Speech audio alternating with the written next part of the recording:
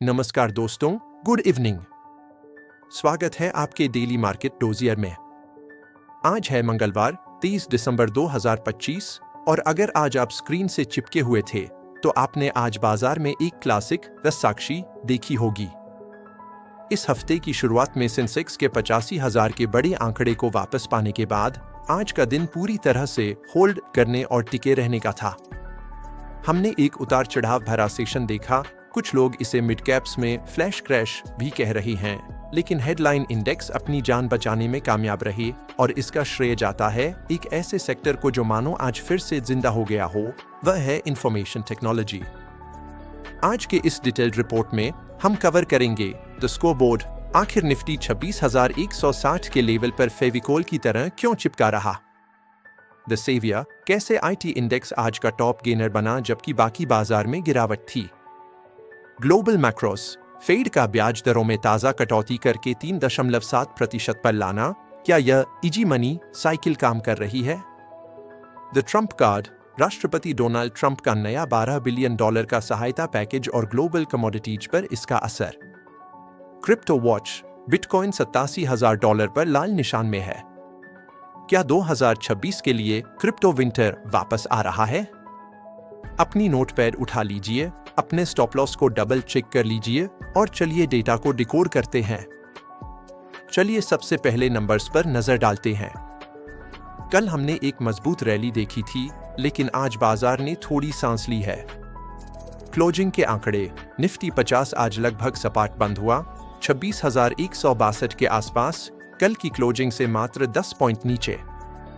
इसने दिन में 26,119 का लो टेस्ट किया, लेकिन 26,100 के मनोवैज्ञानिक सपोर्ट को तोड़ने से इनकार कर दिया। सेंसेक्स ने भी यही हाल दिखाया, 85,486 के आसपास ट्रेड करते हुए लगभग 80 पॉइंट्स की गिरावट के साथ। अंदरूनी कहानी, भले ही इंडेक्स शांत दिख रहा हो, लेकिन व्यापक बाजार में घबराहट थी। मिड कैप्स में गिरावट, आज हमने मिड और स्मॉल कैप स्पेस में भारी मुनाफा वसूली देखी।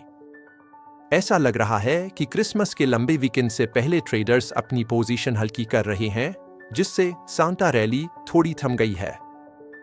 Sector in focus, IT services आज का असली हीरो निस्संदेह निफ्टी आईटी इंडेक्स था। 2025 के अधिकांश समय में पिछड़ने के बाद आईटी स्टॉक्स अब टर्न अराउंड ट्यूसडे के संकेत दे रही हैं। क्यों? ग्लोबल टेक दिग्गजों से बेहतर गाइडेंस और यूएस फेड की ब्याज दरों में कटौती का असर आखिरकार भारतीय टेक वैल्यूएशंस में दिखने लगा है। टॉप गेनर्स HCL टेक और टेक महिंद्रा ने मजबूती दिखाई, जबकि TCS देश से हुए ट्रेड में हरे निशान में आने में कामयाब रहा, जो बाजार के मंदी वाले ट्रेंड के बिल्कुल विपरीत था। बाजार को नीचे खींचने वाले दूसरी ओर बैंकिंग सेक्टर आज पीछे छूट गया। कोटक महिंद्रा बैंक और बजाज फाइनेंस ने इंडेक्स को ऊपर जाने से रोके रखा। भारती एयरटेल में भी हालिया तेजी के बाद आज कुछ बिकवाली का दबाव देखा गया। अब चलिए अपना दायरा बढ़ाते हैं और ग्लोबल सेटअप को देखते हैं, क्योंकि यही जनवरी 2026 के ट्रेंड को तय करेगा। एक फेडरल रिजर्व का पिवट, अभी सबसे बड़ा चर्चा का विषय यूएस फेडरल रिजर्व है। इस साल आक्रामक कटौती के बाद फेड फंड्स रेट अब लगभग 3.7% पर है। भारत पर असर, यह दोधारी तलवार है। हालांकि सस्ता पैसा भारत जैसे इमर्जिंग मार्केट्स में आना चाहिए, लेकिन कटौती का कारण अमेरिकी अर्थव्यवस्था का धीमा होना है।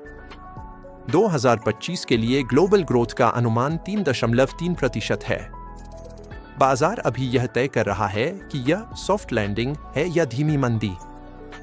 2 RBI मिनट्स, घर वापसी करें तो रिजर्व बैंक ऑफ इंडिया की दिसंबर मीटिंग के मिनट्स कल जारी किए गए। उनका सुर अभी भी सतर्क है।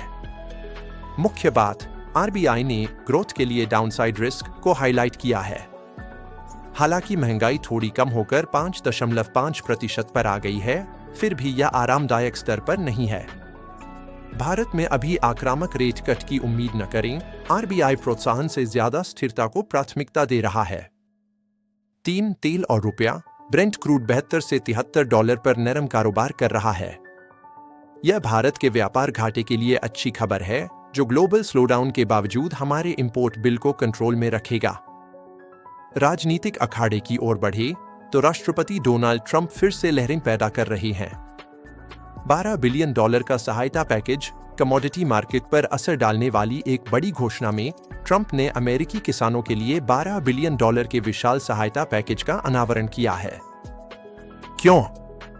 यह हाल ही में बढ़ाई गई टैरिफ्स के कारण हुए व्यापारिक व्यवधानों का सीधा जवाब है। अमेरिकी किसान जवाबी टैरिफ्स से बुरी तरह प्रभावित हुए हैं और यह पैकेज अमेरिकी कृषि क्षेत्र में हो रहे नुकसान को रोकने के लिए डिजाइन किया गया है। बाजार पर प्रभाव भारतीय कृषि और कमोडिटी स्टॉक्स के लिए यह संकेत देता है कि ट्रेड वॉर की कहानी अभी भी जिंदा है। जैसे ही यह सहायता राशि सिस्टम में आएगी, ग्लोबल एग्री कमोडिटी की कीमतों में उतार चढ़ाव की उम्मीद करें। एकता की बयानबाजी। दिलचस्प बात यह है कि अपने क्रिसमस पूर्व भाषण में ट्रंप ने अपना स्वर थोड़ा बदला है, राष्ट्रीय एकता का आह्वान किया है और अमेरिकी अर्थव्यवस्था की ताकत पर जोर दिया है। बाजार आमतौर पर स्थिरता पसंद करते हैं और यह नरम बयानबाजी 2026 में जाने से पहले जियोपॉलिटिकल तनाव को शांत करने में मदद कर सकती है। मेरे क्रिप्टो ट्रेडर्स के लिए मून मिशन में थोड़ी रुकावट आ गई है।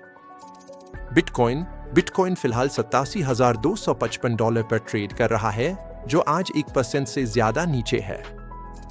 संदर्भ: याद है अक्टूबर 2025 के वो हाई जब हमने $1,26,000 को छू लिया था। हम अब गहरे करेक्शन टेरिटरी में हैं। $90,000 का लेवल, जो एक मजबूत फर्श था, अब रेजिस्टेंस बन गया है। वेनिसिके रिपोर्ट। हालांकि वेनिसिके की एक नई रिपोर्ट बताती है कि माइनिंग एक्टिविटी में गिरावट वास्तव में लॉन्ग टर्म के लिए एक बुलिश सिग्नल हो सकती है, जो कमजोर हाथों को बाहर निकाल रही है। लेकिन अभी के लिए शॉर्ट टर्म ट्रेंड मंदी का है। इथेरियम $2,950 को होल्ड करने के लिए संघर्ष कर रहा है। ऑल्टकॉइन मार्केट में भावना डर की है। जब तक बिटकॉइन न्यू ईयर से पहले $90,000 को वापस नहीं पा लेता, हम $80,000 के मध्य स्तर तक और गिरावट देख सकते हैं। अंत में, इस बाजार को कौन खरीद रहा है? फ्लो की कहानी। हमें ट्रेंड में थोड़ा बदलाव देखने को मिल रहा है। FIIs। हालिया डेटा बताता है कि FIIs ने अपनी बिकवाली की तीव्रता कम कर दी है। पिछले कुछ सेशंस में हमने वास्तव में लगभग $3,700 करोड़ की शुद्ध खरीदारी देखी। यह एक बहुत ही महत्वपूर्ण बदलाव है। अगर दिसंबर में विदेशी निवेशक भारत लौट रहे हैं, तो यह जनवरी 2026 के लिए एक बहुत मजबूत आधार तैयार करता है। DIIs भी इस उतार चढ़ाव के बीच अपना सिप जारी रखे हुए हैं और किसी भी इंट्राडे गिरावट को सोख रहे हैं। तो कल यानी क्रिसमस ईव पर हम कैसे ट्रेड करें? नजर रखने वाला लेवल निफ्टी 26,100।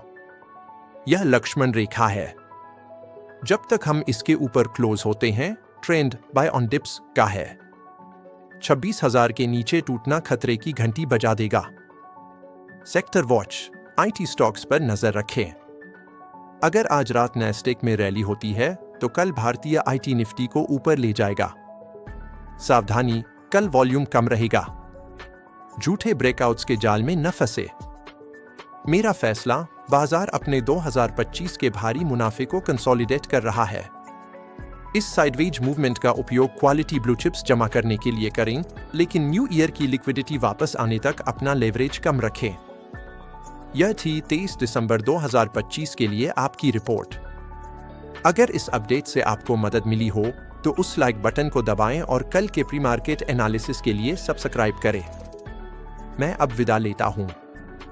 सुरक्षित ट्रेड करें, कल मिलते हैं।